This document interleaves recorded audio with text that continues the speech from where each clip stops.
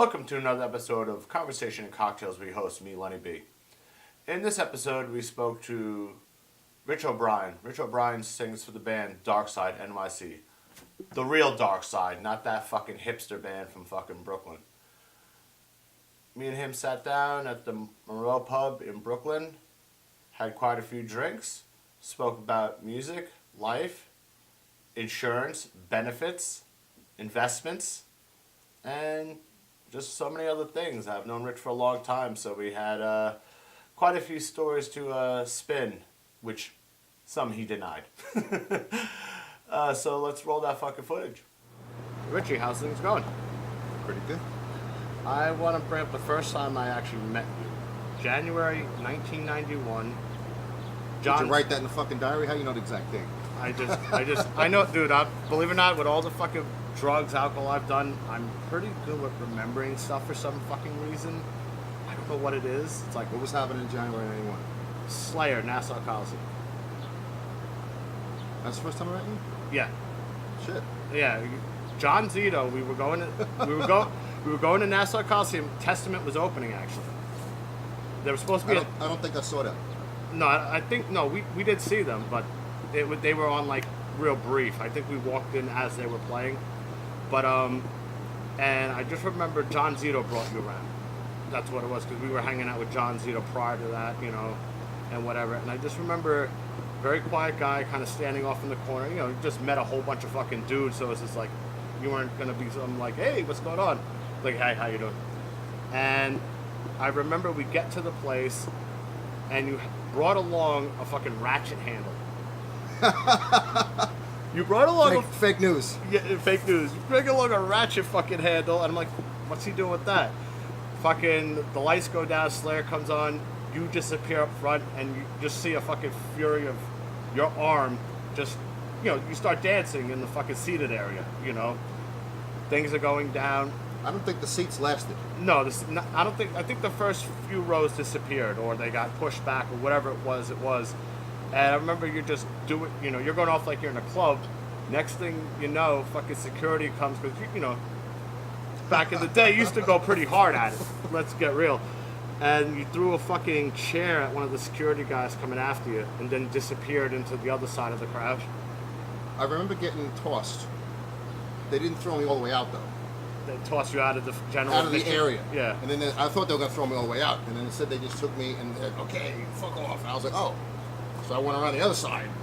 And I went in there. And I saw some Long Island guys I know also doing the same shit. So it wasn't just me. There was a few people. I don't think they were really prepared for what was going to happen or how to react to it. You know, they thought everyone's going to, you know, stand up and maybe get against the barricade. There was something about Slayer shows that brought out the evil in the motherfucker. Yeah. It really did. Like, the lights would go down and like, there was like a mood that would set off. Oh, I've been to plenty of Slayer shows. You know, all of a sudden you'd be like, oh, I think I'm going to kill these people. And everybody thought the same thing. It wasn't being a bully. It was everyone was doing the same shit. So it was like, well, the same thing with like the MSG show when they played like that Clash of the Titans fucking thing with Anthrax and Megadeth, and the chairs just wound up going down and then getting stacked in a pile. And it kept getting stacked in a pile. I don't think. Did you come down to the floor with us at that one? Or that one I actually ran to an old classmate of mine from elementary school up in where I was sitting, so we bullshitted the rest of the night. But you could see. Did you see us throwing the chairs? You could see the fucking chairs piling up. You could see people being like, yeah. You know, and I was just saw yellow shirts, like, what the fuck, running around? It was great. Because as soon as the lights went down, you just saw a sea of people go over the hockey rink boards, you know, that went around the general. Yeah, that's what we did. And it was just like, whoa, like a fucking... I remember Megadeth was boring that night. And that bad sound. I don't remember much about Megadeth. I remember Slayer was Slayer. Everybody talks about Alice in Chains. I'm like, I never liked them in my fucking life. That day I was like, Alice in Chains, what a stupid fucking name. I'm going to stay... We sat in the steps and drank 40s. I didn't go in for them. Yeah, I don't remember the Alice in Chains set either. I remember Anthrax coming out, and it seemed like the place had sort of like started emptying out because Slayer went on. I don't remember it emptying out. I remember everybody stopped going crazy though. But they had the full. Oh, did they? They had a full room for them. I just thought it. I mean, they were definitely. You know, that was like, what was that? Persistence of Time. Like, I think one of their last like really decent records. You know. I don't even think I know that record. That was that one after that fucking State of Euphoria shit. That was a good record for them.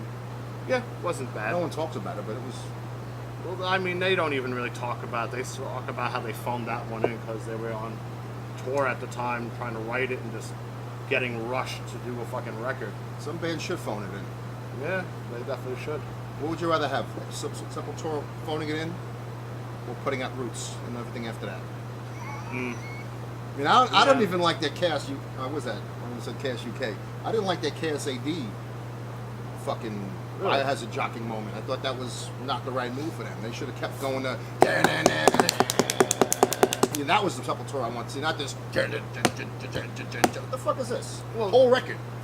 Well, there was a lot of bands that kind of jumped on that whole Biohazard fucking groove I thing. was talking to somebody about this the other day. Creator did it. Sepultura did it. A bunch of bands. They went on tour by us, and they looked at the reaction they were getting. Like, fuck, I want people to do that for us. All right, let's lose the thrash beats. Let's fucking. And they went to White Boy Groove.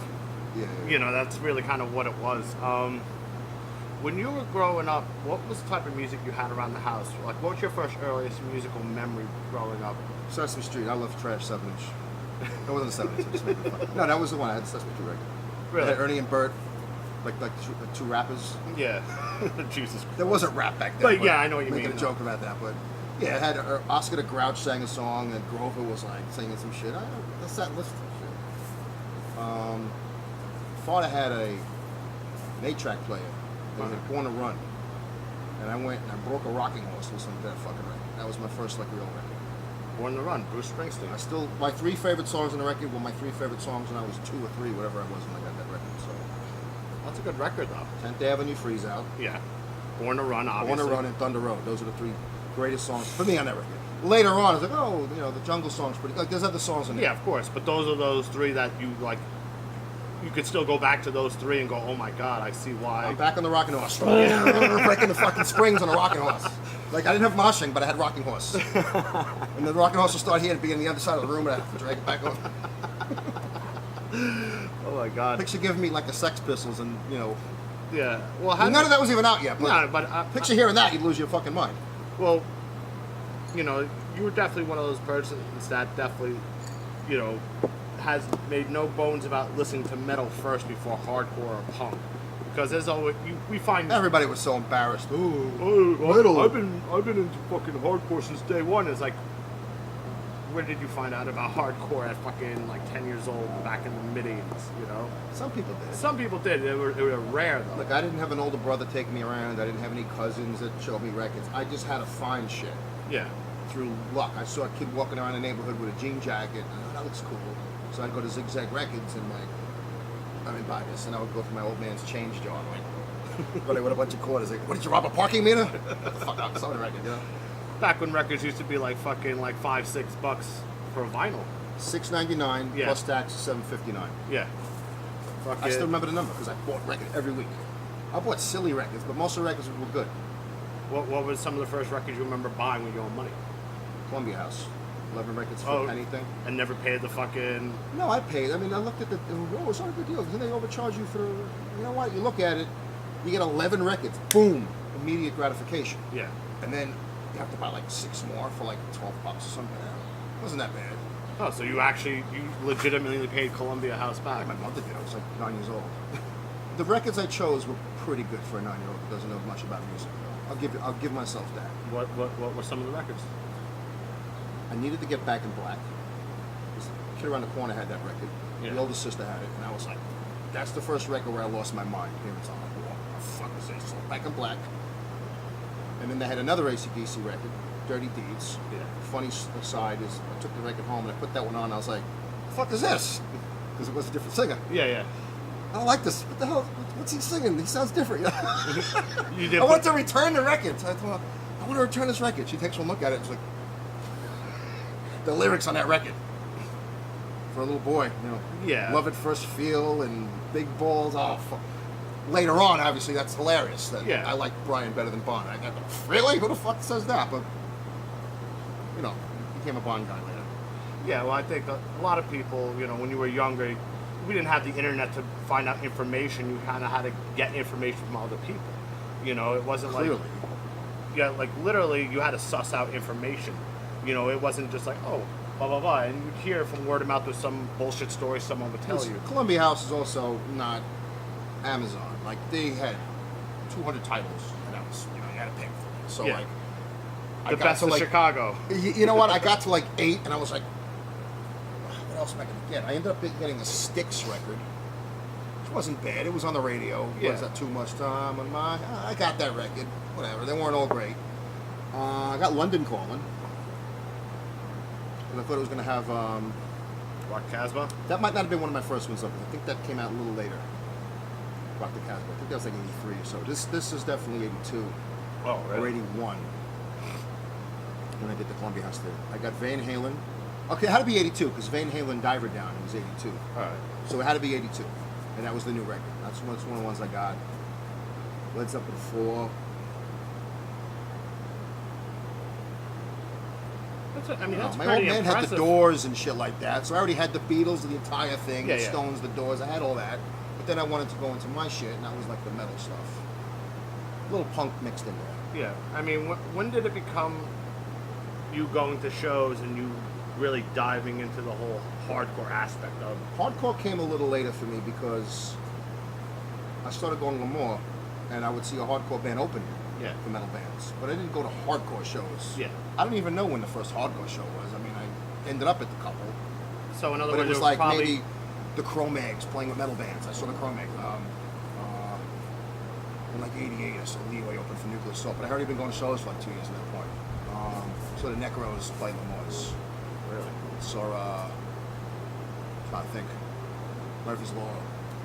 Lemoore's was like a hotbed in the late 80s. Yeah. Well, So I Lemoore's saw everybody had- at Lemoore's. Lemoore's Whiplash, took a Carnivore, chance. everybody. It seems like they would take a chance. It wouldn't be like now today you have a bill that's completely fucking boring top to bottom because it's just like it's the same fucking 4 or 5 bands over and over again. You were. It's you also know, 2017. Shit is boring. well, yeah, You know? yeah. I mean, You have a hardcore fest and you look at the list and you're like, wow, all these bands are like 50-year-old dudes.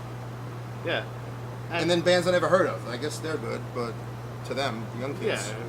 Well, we kind of get lost in the shuffle. You know, we know what we like, and unfortunately, a lot of what we see is not what we like, or it's a band that's pushing. You know, guys should just hang it up. You know, there's definitely a few of those bands out there that are pushing that fucking. They're in their 50s, they're approaching 60s, whatever. And it's like, guys, it's embarrassing. It's like there's one original dude in the band, you know, and it's like the bass. It's hard to keep a lineup in hardcore. Well, of course, You're not making shit. Everything sucks. You know, it's tough. Yeah, it is. What are you gonna do? I mean, you gotta make new music. Yeah. If you're just out there doing the oldies review, Well, there's a lot of bands that do the oldies review. I mean, and they still could pack a room, but you know that's until to they me- stop packing a room, Yeah, you know. they're gonna pack a room when they should pack it in. Yeah. They don't agree. They're making money. Yeah. I don't know what their guarantees are, but it's a couple $1,000 some of these bands that would be sitting around doing shit. That's true. That's true. So Dark Side was your first band? I mean, I'm sure you jammed or fucked No, around. I had a couple of bands. Did I was you? in, Singing? Yeah, I was in a band called Undertaker for like a summer. Really? Yeah, Metal band? death metal. Death metal.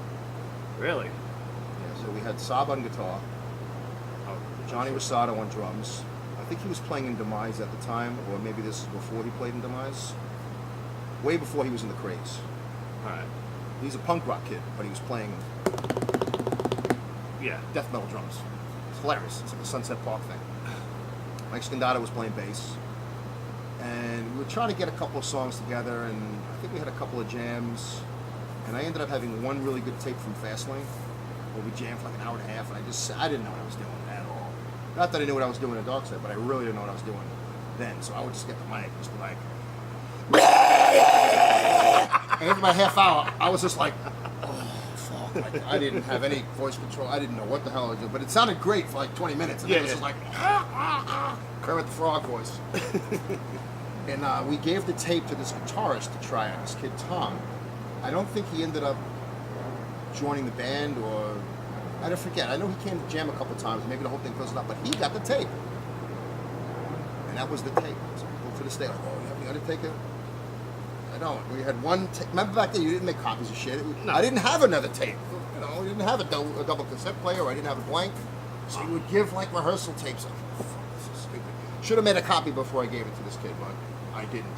That would have been an interesting one for people to hear. We had a song called "Shitting Out Nails," and I was talking about like the blood oxidizing from the rust. Like it was, I got like scientifical in there because that was like the big thing in 91. What was that? That was 91. Very technical lyrics, like Carcass and things like that had, like medical textbook words in their titles. So I was like, all right, I'm a smart guy. Let me find some fucking shit out. So I like looked up what would happen if you had, like iron in your blood, like too much iron. Yeah. Rust and what it would cause. And I looked it up and I made the lyrics about that. I had a couple other songs. I had a song called "A Sinking Feeling," and that became Clawing and Tearing. Because I didn't have any idea what I was doing. So when I had those Blake songs, like, okay, I got to write to them. I took those lyrics and used it for Clawing and Tearing, some of them. Did you guys ever wind up playing a gig with that, or it was just rehearsal? It was jammed in Saab's house a few times. It's fun. Then we go to Lower East Side and get crazy and, There was how did you get into Dark Side? I tend to remember it was either Al or possibly Jeff recommended you. It was Zito. It was Zito. Yeah, and he introduced me to, I think, Alec. Yeah, he Who then Zito actually was introduced the me linchpin. to Jeff. Yeah. And then I ended up coming uptown to hang out a couple times. Yeah. And I met Jeff, and he was in Dark Side. Yes. And me and him kind of hit it off. Yeah. And he's like, yo, you got to meet these guys, which would be you and Eric. The other guys you hang out with, Peter Harbor, all those guys from up there. So I ended up hanging out there once in a while. And Blake gave me a call. Zito gave him my number somewhere in like late 91. And I just got tonsils out. This happened right before he called me.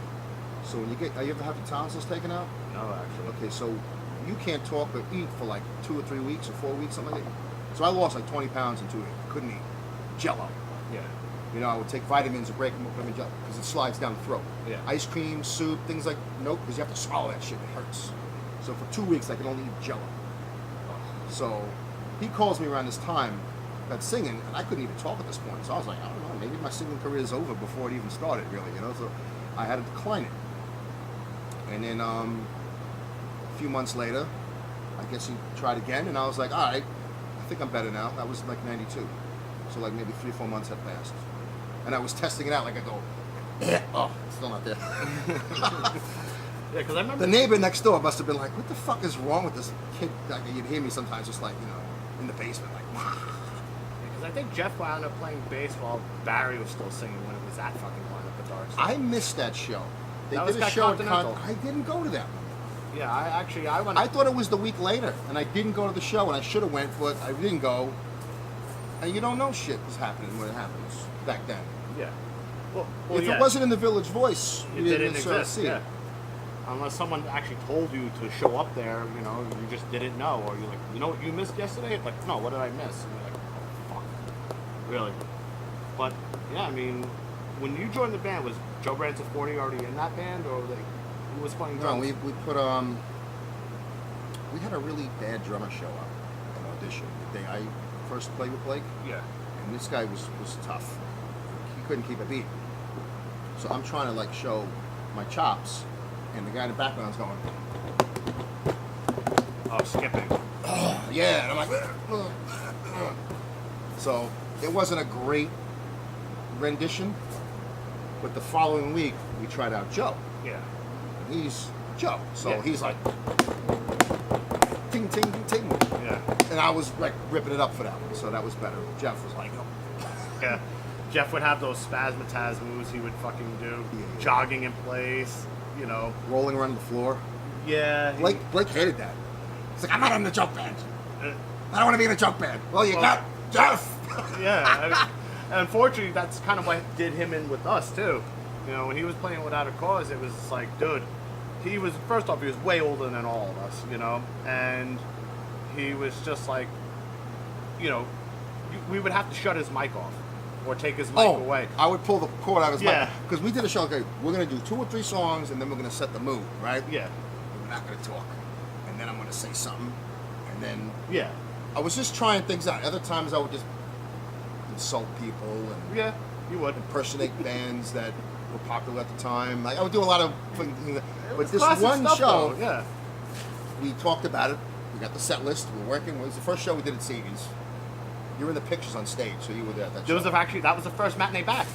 Yeah. After the closing. They don't credit us for that one. No, they always don't. talk about the AF one that happened in December. Yeah, they do. That gets all the credit. Dude, it's nuts, dude. Revisionist history constantly. No, it was the Sheer Terror. You Dark got Side, Starkweather, Confusion. Starkweather Marauder, and Confusion. That was Yes. the show. Yeah, and it was a great fucking It did show. good, and it was the first show, and they were like, "All right, $10." Everybody was outside bitching. $10, because it was $5 every show until that was like $10. And back in '92 or '93, when the fuck '92 when that was a fucking $10 was a fucking Yeah, people stayed outside. yeah. I had friends like, "I'm not paying $10 for this shit." You know, they didn't even know I was playing. I didn't go around bragging. I was just like, It's hanging funny. out. I run around to old flyers from that time, and shows $4, $5, $6 tops. And that's with like fairly decent sized bands. They had $3 matinees. You know? Before my time. Yeah. I mean, when I came around, it was $5, but early '80s was $3. Yeah, it's fucking nuts, dude. I guess you could consider it inflation. I really don't know. But, yeah, like I said, dude, Jeff would be like a fucking goof on stage. It was like, yo, what's up? You do this fucking, like, rapping shit, and you're just like, oh, dude, shut the fuck up. All right, I got a funny Jeff story. So, he stole my oi shit. You know how he always yells oi, oi, oi? I was making an oi joke, and then I would do a punk rock joke, and I would make like Yeah, the you do the mohawk. fin. But he would do it like this. Yes. What the fuck is this? It's the mohawk. Yeah. He would do this shit. Oi, oi, oi. He'd do like, it's almost like, Yeah. Well, so you fucked it up. dude, that's from too many years huffing paint. That's what that is, just depth perception's gone. He's, We used to go on like the road, Yeah. and I would bring 40s with me. Yeah. And I would get fucking blotto on stage, on the road. I'd be a wreck. Nobody would fucking want to deal with me. But I think I was a fun drunk back then. No, you were, because I used to go down a lot of your rehearsals, and it, Joe would hate it. He would get mad at me and they'd bug out. And Blake would be like, "Oh my God, I go from Paul to him." But Jeff would bring tuna fish, yeah. and it would rot. Yeah. And he would eat it after it went rotten. Well, And the whole car would stink, and we'd all be like, "Ew, dude, throw that shit out, motherfucker." And he'd be sitting there eating tuna fish that sat in the hot car for 7 hours. Then he'd come out and like start to eat it. Like, dude, you can't eat that. well, one more funny story about Jeff. Just a side note, talk about how frugal he was. I remember Frugal? Well, Dude, well, frugal ain't the word for that dude. well, listen to this. He went to Hawaii, right?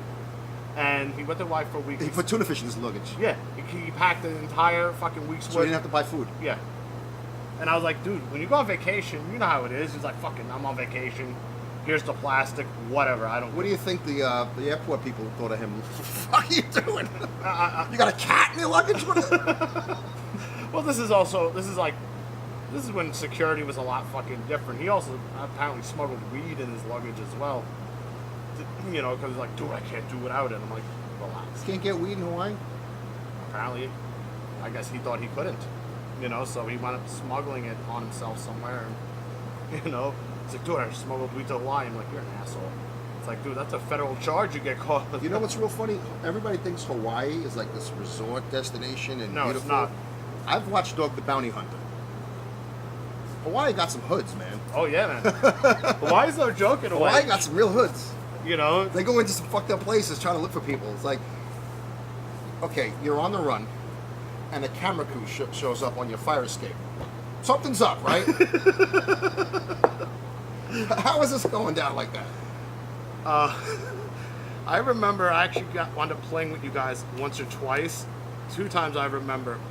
What, like live shows? Things? Yeah, there was one time we went to go see All Out War down at the bank, and it was you, me, Blake wasn't there, Jeff and Bryan 40, and we're fucking. And they were like, "Hey, you want to do a song?" And they're like, "Well, Blake's not here." I don't think I was at that. Did I do that? Yeah, you did.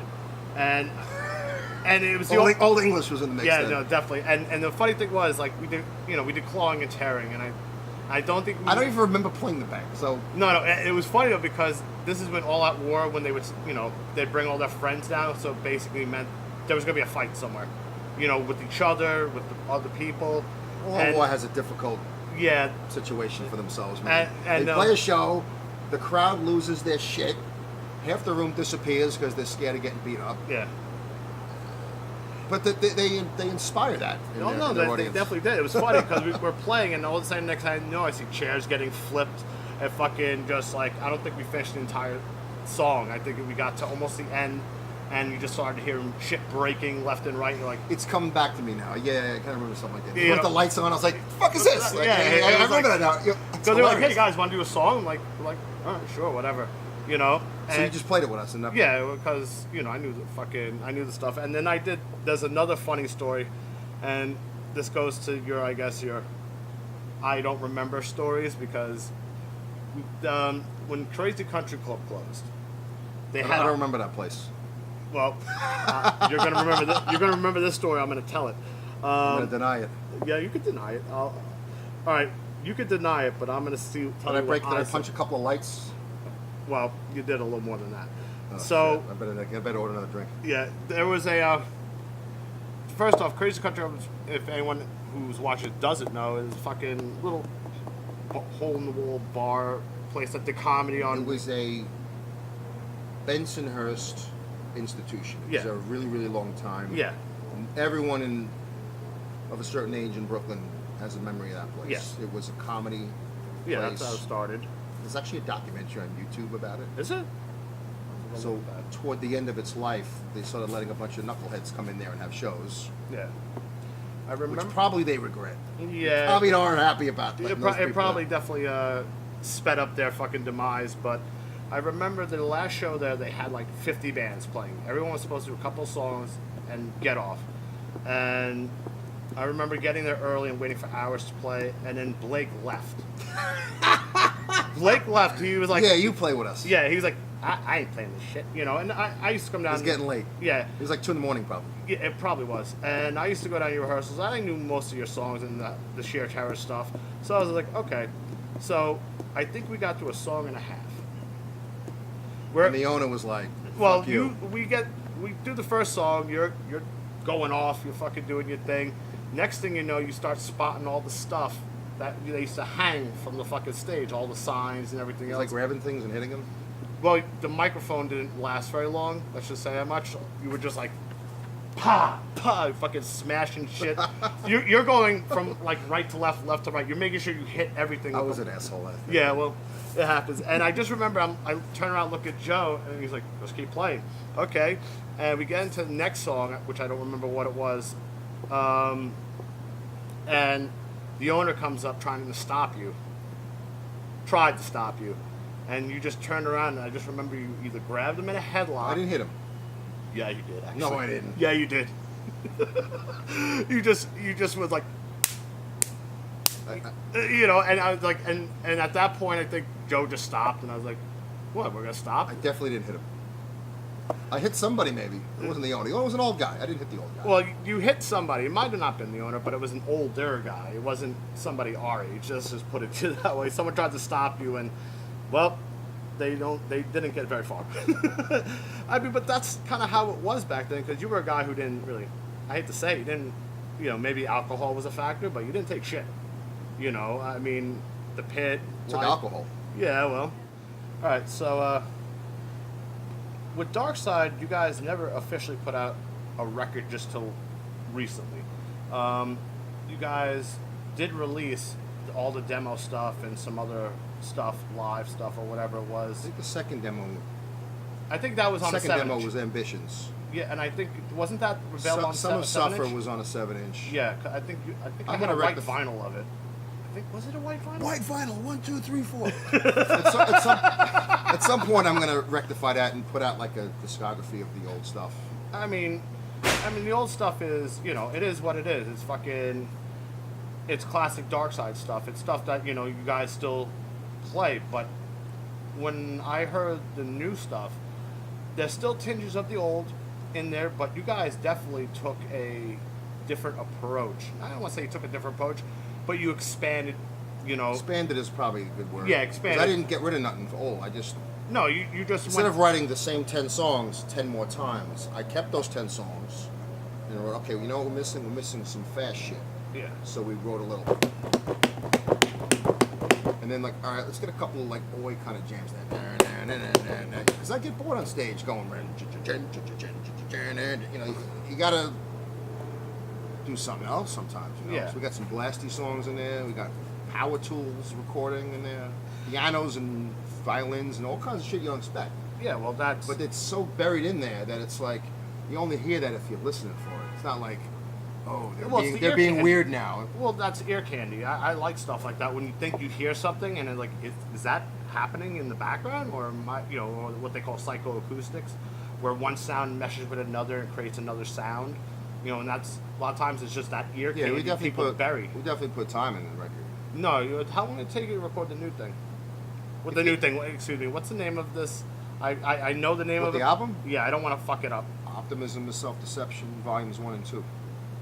23 songs, right? And there's a volumes 3 and 4 that I didn't finish. How many songs are recorded for 3 and 4? There's over 50. Holy all together. shit. So I got like about, what do you say, 23? Yeah. So the first maybe has 23, and there's probably another 21 maybe for the 3 and 4 one.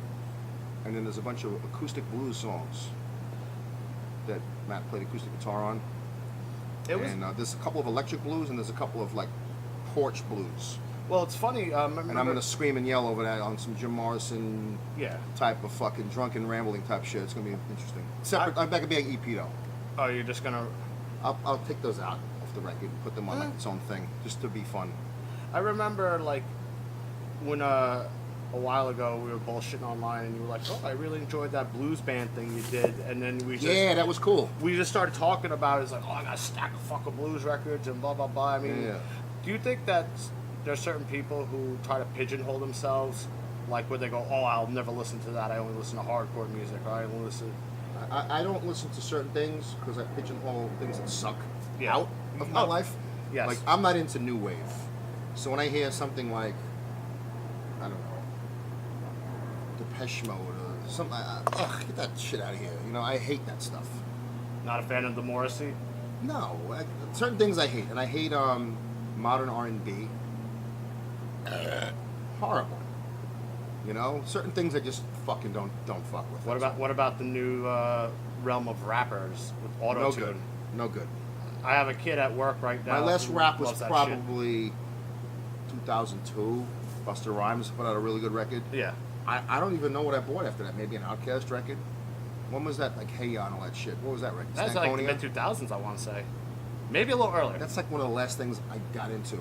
There's underground rappers out there. Oh, yeah. There's guys like Immortal Technique and Vinny Paz. There's like guys that you can get into that no one knows who they are in like the rap gigantic, you know, Jay-Z world, but like real rap heads know them. Yeah. And you can get into that shit. And be like, all right, you pump your head to it. The beats are real old school, like, you know. And the guys are spitting, like, you know, good shit. It's not Yeah. this fucking. As soon as I see somebody on the train and they put their headphones in, you start hearing that. That ain't a beat. What the fuck is that? There's a lot of noise. I want to hear. I don't want to hear. You ever see this video that's on? The people posting about? They had Joe Budden was like dropping a mic and like these rappers wearing like grandma's fucking outfit with like trying to step up. You ever see that thing? No. I don't know how to pronounce the group, so I won't even bother. But it was Joe Budden, and he was like, "Fuck these guys," and he dropped the mic. He was interviewing them. Everybody was posting it, laughing. It was hilarious. But that's what new rap is. And then I saw that name like on a couple of like hits, like Billboard shits. And I'm like, oh, they're popular. They look like fucking. They're wearing their grandmother's house dresses. Well, I think that, you know, people try to create an image or a thing hoping it'll catch on. You know, and in some communities, those things do catch on, and, you know. But it's also kind of like, I always felt an audience is sort of thick. You know, there's people who, like us, love music and will go and search for the roots of this music, the roots of that music, and we'll take it further back. Not today. And I It's think very today it's very ringtone oriented today. Yes, I You know, would it's have here to today, say gone that. tomorrow. It's very, you know. You know, And it's been so conglomerated that these labels or whatever you want to call them, they're not even labels anymore. No. They're not even putting up. They're building brands. They're gonna force feed crap to people, Yeah. but they're gonna do it in a way where you don't know they're doing it. So Well, everything's very it's all subliminal. marketing, Yeah. and they're gonna just push what they want to push, and everyone's eating it up, and you're kind of like, either you accept it or you don't. Obviously, we're the people that don't accept it, that, so yeah. we're like, well, fuck that shit, it doesn't exist. But everyone else thinks this is the case, Well, This is the greatest shit ever. but Look at the Super Bowls when they have the fucking halftime show. Yeah. That is the biggest load of shit in the entire fucking world. That's the epitome of garbage to me. You put like Aerosmith up there or somebody, and they come up there and they do like a minute of a song and then like some pyrotechnics. And they start the next song, and then like there's the fake people like waving balloons in front of like this shit. That's basically a microcosm of the music industry as a whole. yeah. And it falls, unfortunately, to hardcore and everything. There's a lot of fakeness going around. Oh yeah. There's a lot of 100 planted people waving flags and balloons, to make it look like something. It's bullshit. When did you start playing drums? I remember. I have three answers to that. Yeah. 87, Okay. badly. 92 with Dark Side. Like when I would Joe go to the bathroom, I'd like sit back there and try to play around. Still badly. Yeah. And then me and Blake started jamming a lot together in 95, writing songs. And I got better then. And then I started playing with Joe V and Larry the Hunter and some other guys around like 97. So like in the mid to late 90s, I was starting to jam with people. I wasn't that good still. Then I played with a girl named Grace, singing real evil, like creative vocals. And Henry, who plays in Inhuman now, had a band for like a year. We jamming. And I played with Joe V in a couple of bands. And I played with Rob from New Jersey. We did a band called Conspire. Warren was playing bass with us. Warren. Yeah. So we did that for a while. And that's when I was getting my chops up. And I started recording drums. And the first time I recorded drums in 2001. And that was interesting. It's fucked up tons. Like, remember the first day I went in there and I did like an intro and like I had to go out for a walk. Like I was having such a bad time with it all. Then I had to come back the next day and do all of it. So on day one we basically got sounds. And when you're sitting around waiting, Yeah. that's like, I was exhausted by the time I actually sat down to play. From all the waiting and sitting around. I wasn't even drinking. Next day I was like, fuck this shit. None of this. I got one beer just to have something to sip on, and then I went and I knocked everything out. And then I learned from that, you can punch in and punch out Yeah. if you're strategic about it. You have to find the openings. Yes. You have to find the So openings. if there's a 5-minute song, you don't have to play for 5 fucking minutes. You can play for 2 minutes, stop, come in, you know what I mean? Yeah. So my next recording was much better, and then when I started doing Everyday Dollar stuff, I had it down. Oh yeah, no, that's when the first time I really saw you play drums. I mean, I knew you fucked around because I saw you jumped on during Dark Side, like you said, when Joe went to the bathroom or something, and Yeah, but I would be like, I could do a blast part. yeah, you would do a I could blast beat or certain something. things. But I remember the first time I saw you really play was probably with Everyday Dollars down at Manitoba's, which was, there was a nice little thing going on down there for a hot second. Did you go to the show, or maybe you played it when Lou was stage diving off the bar? Oh, They that happened. packed the club. It was so funny, man. It's a bar. Like, it wasn't meant for that, but the owner wasn't there, so he wasn't Yeah, he wasn't yelling at anybody, and the bartender was cool with it. Yeah, I mean, But everyone was drinking. They made money. I mean, it was great for business. yeah, no. The thing was, it's funny because with Manitoba's, the reason why we started DDP was to play gig at Manitoba's because me and Armando had gone to a couple of shows. You're like, there. I want to do this. Fuck that. And it was, you know what it was? The vibe was just, it was a fun vibe. Yeah. It was a vibe I hadn't seen in a while, where guys were just having a good time, drinking, whatever. And we were like, I want to be involved in this. And me and Armando talked, and then we got Gigi involved and Pete You involved. know who's got tapes of all those shows? Alvarez. You just gotta Does he? get him off his ass. Alvarez. Fucking post him up, please. He's got Billy Club Sandwich. He's got Everyday Dollars, Sub-Zero, Mickey's Crew. It was, like I said, it was a nice vibe while Probably it Down lasted. Low. it was just, you know, they would have 2 to 3 bands for free on a Thursday. A lot of times you drink for free while you were down there playing, you know, for the most part. Nice little vibe. And, you know, all the same bands kind of played with each other on different bills, it seemed like. You know, I think we played at least 2 shows with you guys down there. The Everyday Dollars record has flyers in it. Yeah. And I know there's a Manitoba's one of them. Yeah, I think it's the Sub-Zero Mickey's Crew one. There was one with Dominican Day Parade. yeah, Maybe Billy Club Sandwich. Maybe, I forget. I haven't yeah. looked at it in a Know what it while. was? It seemed like for about a year and change, when they really had those shows going for a while, there was always a show every Thursday. And, you know, it was like, all right, well, it's Thursday, whatever, I'm going to go to work drunk the next day, big deal. You know, but again, it was Oh, I used to go to work. fucked up.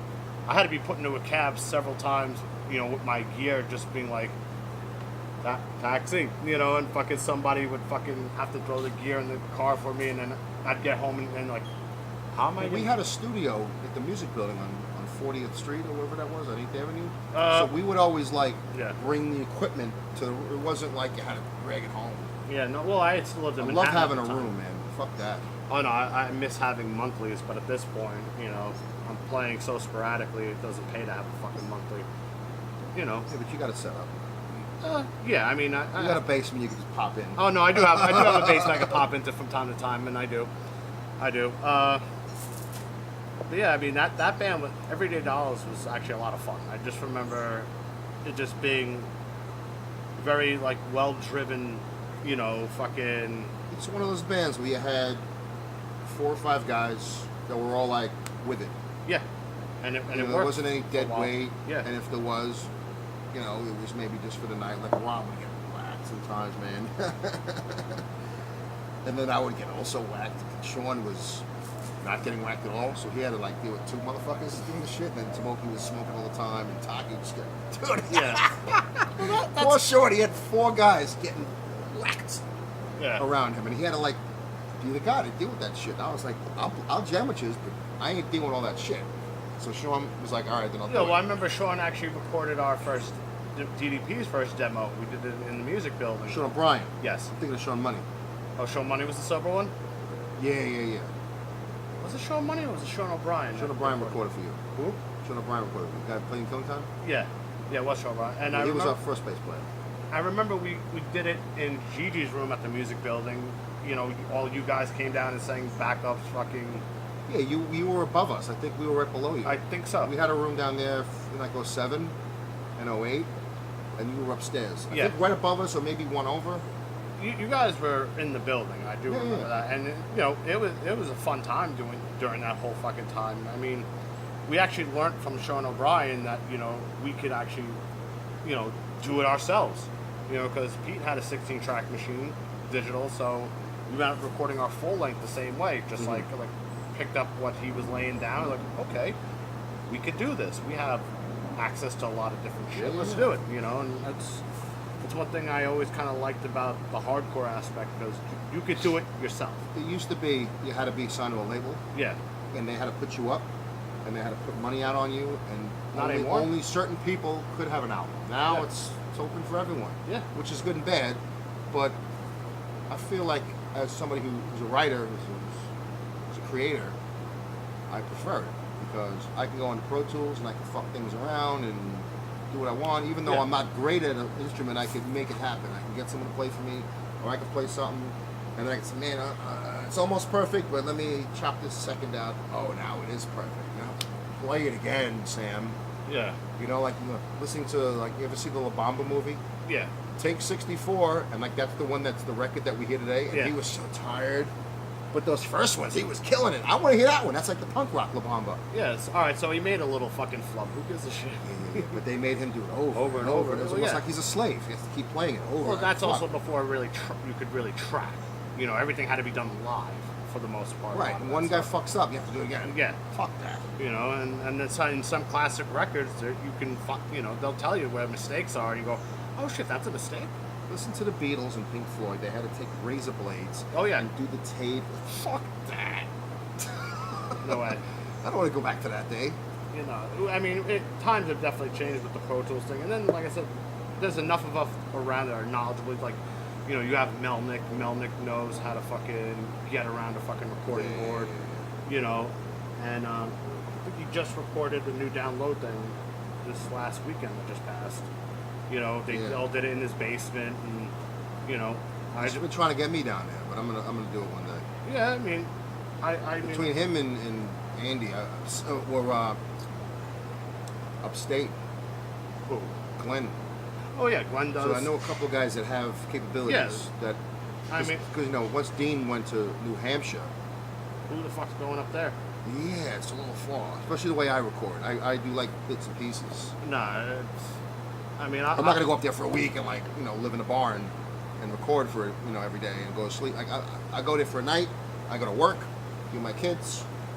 I got my shit going on. So, speaking about your kids and everything else, you're a family man. You've actually have taken responsibility. You went out and you got a degree. Yeah. And which you'd be surprised people. I'm not just a dummy anymore. Well, it's funny you should say that because there are people our own age who still, I look at them like, dude, get your shit together. You're not getting any younger. It gets harder and harder as you get older. People don't want to hire you without a degree in a lot of fields. Yeah. And they definitely don't want to promote you if you don't have a degree in a lot of fields. You can have a job, but you're going to be like a lifer in that fucking role. You're going to be the cubicle guy forever. Yeah, and not me. You were just like, fuck that. I only had a little bit to go. So I had changed majors so many times that I had a lot of credits that weren't working. So I ended up needing 60 credits to get a business degree. I had 100 already. You only need 128 to have a college degree. Yeah. So I only really needed 28, but I wasn't going to go for what I was doing before, which is science and shit like that. I don't want to work in a lab. I'm not going to test soil. I read a Terrence McKenna book, and I thought maybe I'd be an anthropologist. And I'd go to the Amazon and trip on fucking hallucinogenic mushrooms. So what's You your get paid for it. So what's your actual degree for? I have 2 degrees now. I have a finance degree and an accounting degree. And I can get hired for the city and get my pension in my 20 years and do all that shit. My wife works for the city. Pension's the way to go. Oh no, trust me, dude. I work in private banking now, and they got good bonuses, but you're looking for that retirement plan at this point? Yeah, listen, I owe so much fucking money. But what's funny now that I learned, maybe 2 or 3 of my classes that I took, I learned about investments and shit like that. So I can tell people what to do.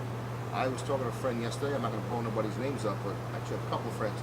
They have $300,000, $350,000 sitting in retirement funds, earning garbage. I'm like, take a look at it for me. And I look at it, I'm like, oh, dude, get out of there. Let me just, and all I'm doing is spreading you around so you're not losing money. Yeah.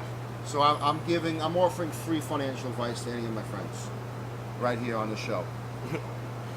If you have a retirement thing and you don't know what the fuck it is, hit me up. I'll just set you on your way and you'll be good.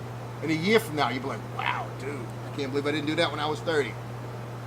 Yeah, no, a lot of people don't realize, again, as we get older, you have to start thinking about, You're going to croak one day. 50 is around the corner. Then 60 is around the corner. You're going to croak one day, but before you croak, you're going to have to live on something. Yeah.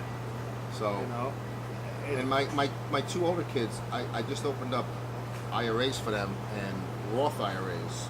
So I'm trying to teach them, okay, you're doing lifeguarding for the summer and making $8,000. I wish I made $8,000 when I was 19. Fuck. Seriously. I didn't see $8,000. Those were my 20s, maybe. I mean, what did you make when you were 18 or 19? You made $3 to $4 an hour. What was minimum wage back then? $4 an hour? It was garbage. Yeah, it was terrible. It was fucking terrible. That's why I didn't pay for rehearsal. You're fucking broke. Be lucky. It's okay, we got to pay Scott. How much? 25. I go to the bathroom. Let somebody else figure it out. Put $100 a month. You know what I'm saying? And then I'm investing it for them. I log on as them and just put it in stuff. It's a set it and forget it mentality. Everybody thinks, the stock market is risky. It's not. The stock market goes up and goes down all the fucking time. Yeah. But if you're a long-term investor, which we're not 70 years old, we don't need the money tomorrow. No.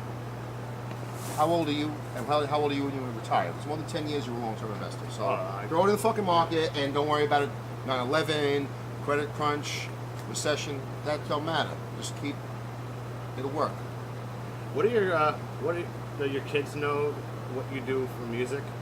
Yeah. I mean, obviously they do, but do they go, "Oh, Dad, get the fuck out of here," or do they share your enthusiasm for music? No, my kids played music. My older one played the trumpet for a while. My younger one played the saxophone all through high school. Really? She's actually real good. I'm going to put her on the track. And then my little one doesn't play, but I'm going to put her in something. Maybe I'll teach her drums. I always need a drummer. It's like, good, you're gonna record on this track. I'll hit play and sing. And We've joked about that. I'm just going to grow my own band, you know? I'm going to raise them. What kind of music do your kids listen to at home? My little one likes punk rock now. Really? How hilarious is that? I just did a thing with Chris Wynn. He did the dad shit. Yeah, You yeah. see that thing he did? Yeah, I did. So I was like, yeah, I'll do it. So I sent him a picture. Everyone was doing Slayer phases. And my little one, because my wife listens to Pandora in the car. Yeah. And she has the business and GBH. She has those kind of stations. So it plays other stuff. The little one in the back gets into certain songs. So she keeps a little book and she writes down which song she likes. And I looked at her book and I was fucking dying. I took a picture of it one day. I was like, this fucking book. It had the exploited, things are spelled wrong. It's so funny. Certain songs we have to turn off quick, like Anti-Nowhere League. Yeah. So what? That's come right off. Oh, so I can't explain some of them things. So you're responsible. Yeah. You're not like, oh, fuck it. I'm listening to When it. Animal sings something old man's cock, Yeah. I don't want to have to explain that to an 8-year-old or a 9-year-old. It's just leave it alone. I give you props. We act like the station stuttered and move the. What happened? Don't worry about it. If So what has to come off? There's a couple others that fucking kill loves a the moth. business, loves them, Really? loves them. Cocksparrow, loves them. That's great though. And this is something that I don't tell her what the fuck to do. I mean, it just they just happen to be listening to stuff you and the wife That's listen just to. shit. She listens. Her favorite songs are. This is the little one I'm talking about. Drinking and driving. My Black Flag. No, business. Oh, all right. Come on and have another one. I Drinking got it. and driving in the summer fun. She knows all the words. I'm like, you just can't sing this to the teachers, okay? They might look at us funny at parent-teacher meetings. Like, what's going on in the house? Yeah. Do we have to call fucking YDL down there? Not YDL. YDL? YDL. DYS. Department of Youth Services. DYS, YDL, Whatever. Fucking SOD, DRI, GBH, COC. MOD. Yeah. The list goes on. So other than that, what's Darkside's plans? What's your plans for music? I just graduated, so that was all my time for the last 4 years, 5 years. Took me a lot of fucking time. So I'm done with that. Now I can focus on music, writing. Basically writing. I have a lot of songs. Is this going to be all Darkside related, or is this going to be kind of whatever you feel like? Well, we had an idea to do solo records. Which, don't laugh, it's funny. You know me. It is. I always have a funny angle, right? No, but you know what? Two of the guys are into Kiss. So right away they're looking at the Kiss angle of it. I'm like, it's not about Kiss. But I guess if it makes you feel happy, you can make it about Kiss. I'm just thinking it would be funny to do it. Like, it would be a fun thing to do. I think it's actually... Like, maybe, I already know what I'm going to do. I'm going to do, an Oi side and, a black metal side. That's what I'm going to do. Really? Yeah. I think that's fun. I'm going to employ the other guys, and maybe, you want to be on one of my tracks? I'll contribute. I don't give a shit. Oi and black metal. I can definitely It contribute. doesn't have to be that. It's just an idea I had. I thought that would be hilarious. That could work. That's two forms of music that don't often No. see eye to eye. This is like, what? where are you going with these angles? Politically, there are some black metal bands that see eye to eye with some white bands. All right. Before we wrap this up, what do you feel about the current state of, I guess, the music scene right now compared to when we were going full force? Cut. So other than that, considering we all kind of cut our teeth a lot in the late 80s, early 90s, and the internet obviously has changed the game a bit, now it's a lot easier to find out about things where before it was just Village Voice and Yeah, flyers. but it's less useful. There's a lot of information out there, but it's less useful. Well, I think there's too much information. Right, and you don't know what to do with it, so it just becomes a bunch of shit. Like you go on Spotify and it tells you Kanye West's new album and Lady Gaga, and most people will just click on whatever shows up, like doing the homework, which is what we had to do back then. Yeah. That's how you found out about shit that was worthwhile. Reading thank you lists like, oh, what are these bands? Looking at Daniel Lucas t-shirts on the back of an SOD record. Oh, I want to know about that band. Like that's stupid shit we had to do. So now it's just kind of like, I mean, like I said, it's leveled the playing field to the point where garbage bands are extremely popular nowadays. Where you go, that's always been the case. Yeah, that's. I guess in all genres. Yeah, I guess even our own. Yeah. For any new bands coming up, or do you have any advice or criticism that you would like to say? I don't have any advice. No advice? But I have criticism. I'm sure you have criticism. Would you like to voice your disgruntled shit to the camera? I'm not disgruntled. I'm good with where I'm at. You know, the new bands have absolutely nothing to do with me.